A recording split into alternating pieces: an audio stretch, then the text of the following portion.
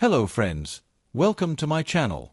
Today, I will recap the movie called Survive. The family gathers around the table to celebrate Ben's 13th birthday. Starting with the delivery of presents, the young man gets a new laptop from his father, a jellyfish mask from his sister, and a Dominican necklace from his mother to protect him from bad spirits. Afterwards, the four of them take a photo together and prepare to cut the cake. Until Cassie receives a video call from her boyfriend Adam. The young man is anxious to see his girlfriend, but his call is interrupted when the camera shows a strong storm around the city. Cassie finds this strange as she's never seen a storm like it and warns her parents about it. However, at the same moment everyone hears sounds approaching and realizes that they're humpback whales swimming close to the yacht. They seem to be migrating somewhere and one of them ends up colliding with the ship, forcing Tom to take a look at the hull to see if there has been any damage minutes. After entering the water, he emerges saying that he has been injured by some marine animal.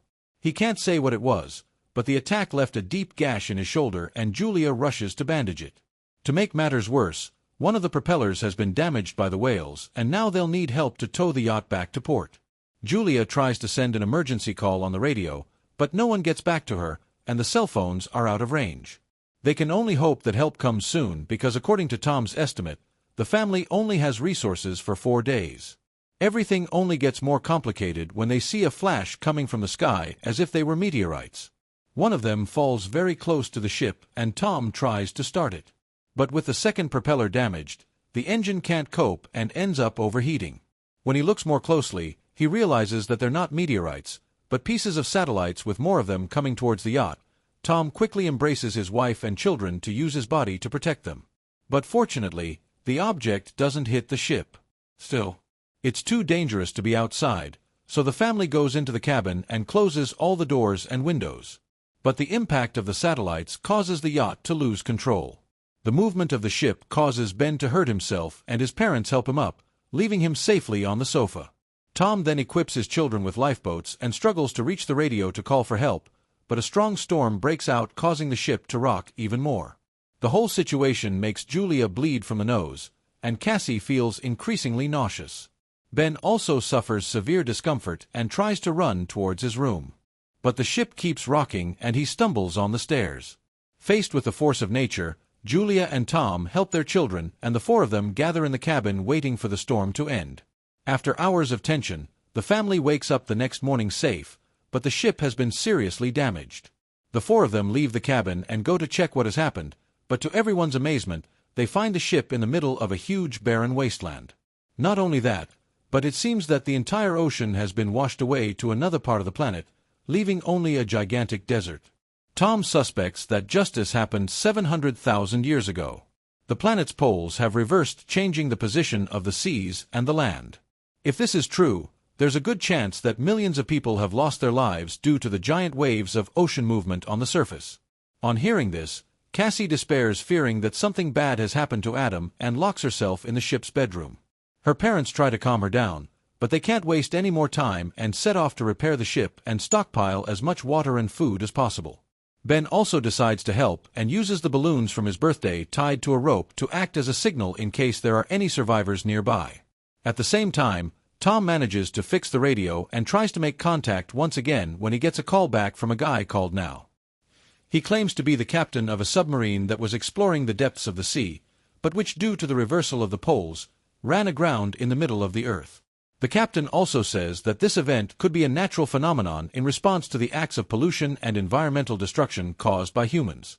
What's more, his submarine's computer indicates that this event will be repeated in just under a week. As a result, the ocean will return to its natural state. Destroying everything in its path now advises the family to find the highest place possible, otherwise, they will have no chance of surviving the colossal impact of the water. Before ending the call, Tom asks if the submarine would be able to withstand the impact and now believes it is possible. But there is only room for 3 people, fearing for their children's lives. The couple beg him to let Cassie and Ben stay on the submarine to ensure their survival. He does accept and gives them the coordinates of his location, which is 3 days' journey from where they are now that they've found a solution. Tom tells his family to rest for the night because the next morning they'll start the journey to the submarine. At dawn, the group gathers as much food and water as they can carry until Tom sees a mysterious man approaching the ship. He promptly goes up to the guy who is carrying a harpoon and accompanied by a dog.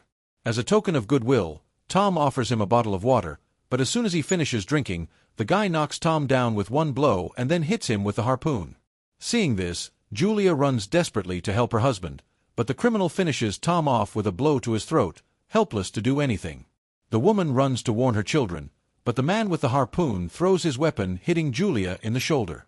Even though she's wounded, she runs to the ship and locks herself inside with her children while the criminal approaches and tries to force his way in.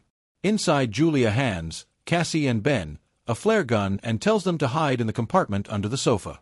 She then locks herself in the bathroom, taking a knife with her to defend herself. Seconds later, the guy manages to break into the boat and grabs a can of food while looking for the survivors. At this point, Julia makes a makeshift bandage on her shoulder and waits for the criminal, who gets closer and closer to the bathroom. Finally, he opens the door expecting to find someone, but at the last second, Julia manages to escape through an opening in the ship's hull. The problem is that outside she comes across the dog, which starts barking to warn its owner. The animal then advances towards Julia, who has no choice but to strike it with a blade. When he hears his pet sounds of pain, he runs to see where the dog is and finds its body on the floor.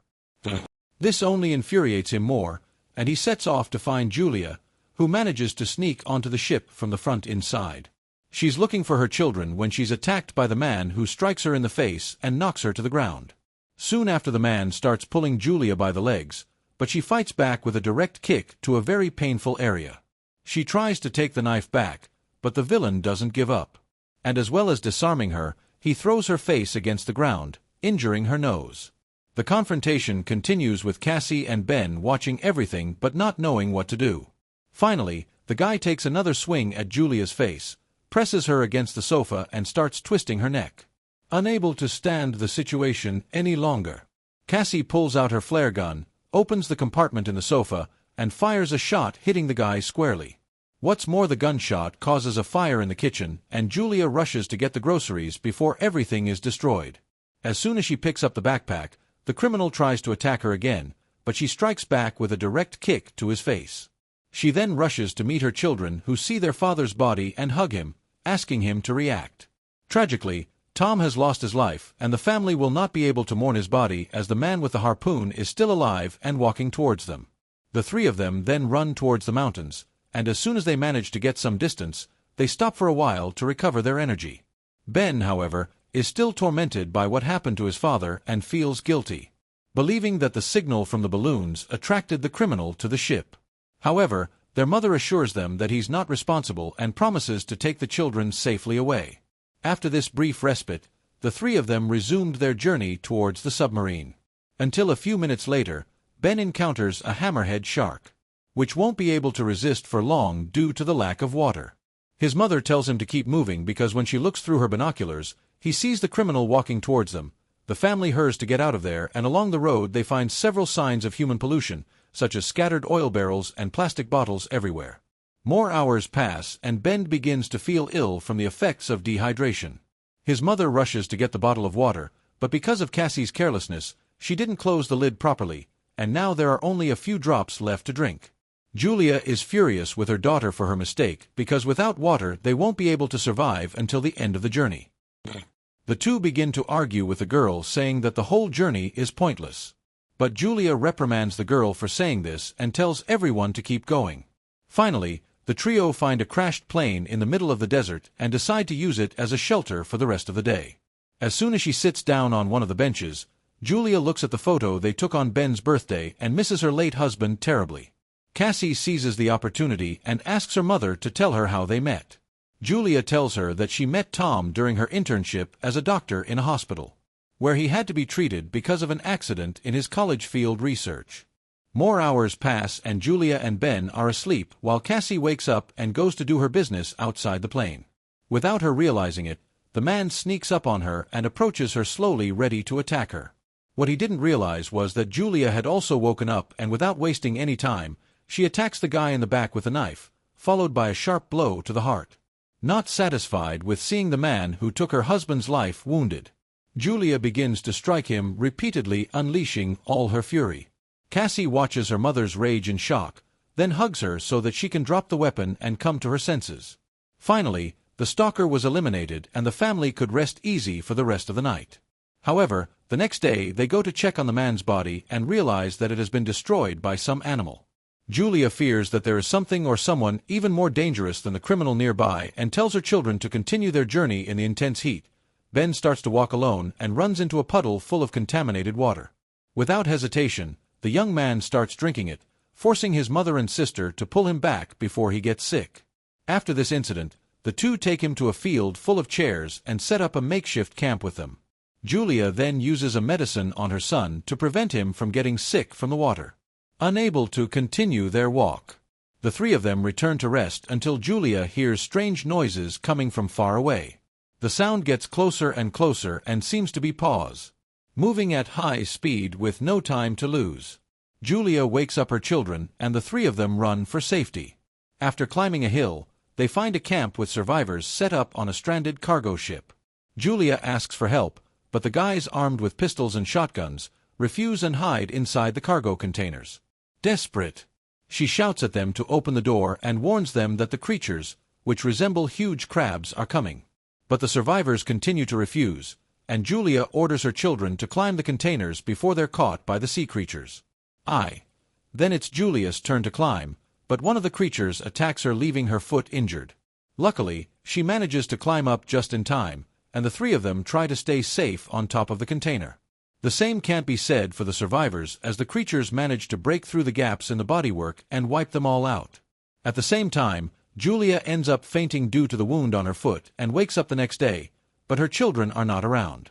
She sets off after them and soon finds Cassie, who has gone to look for help, but has found no one alive. The family then explores the site in search of supplies and finds the survivors' weapons using the gunpowder from the ammunition. Julia sets fire to the wound on her leg to prevent it from becoming infected. After that, she turns on the radio and talks to Now about what happened to Tom and the sea creatures. She found Now explains that these animals are arthropods, beings that come from the depths of the sea and are trying to adapt to their new environment. Due to the high amount of oxygen, the creatures become more aggressive and will destroy anyone who crosses their path. He then asks the group to hurry because in addition to the arthropods, the submarine's readers indicate that the sea will return sooner than expected. In just a few hours, the whole region will be covered in water, and if they don't get there in time, they'll be caught by the force of the sea to help them find their destination. Now fires a signal shot, and thanks to this, Julian knows where to go. The way there is a huge ravine with narrow stone paths.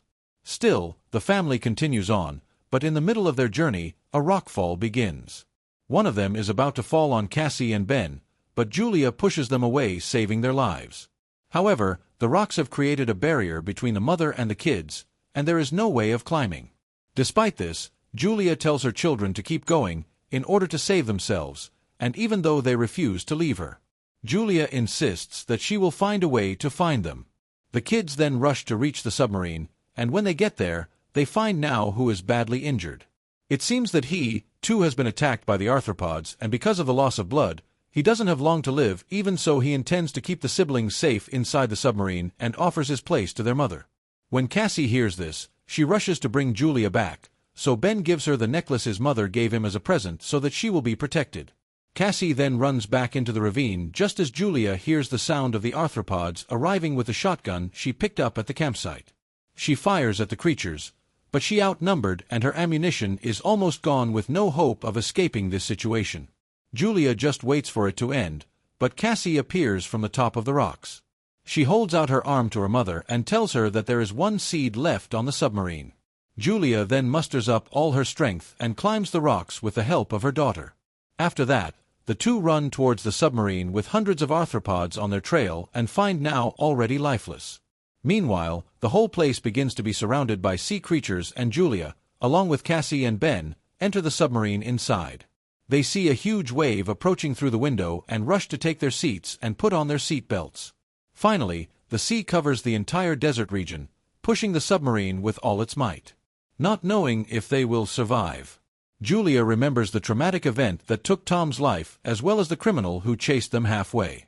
These thoughts are mixed with the dread caused by the power of the sea, which continues to rock the submarine from side to side. The family, however, doesn't intend to give up now, and holding each other's hands, they resist the force of nature and hope that they can survive another day.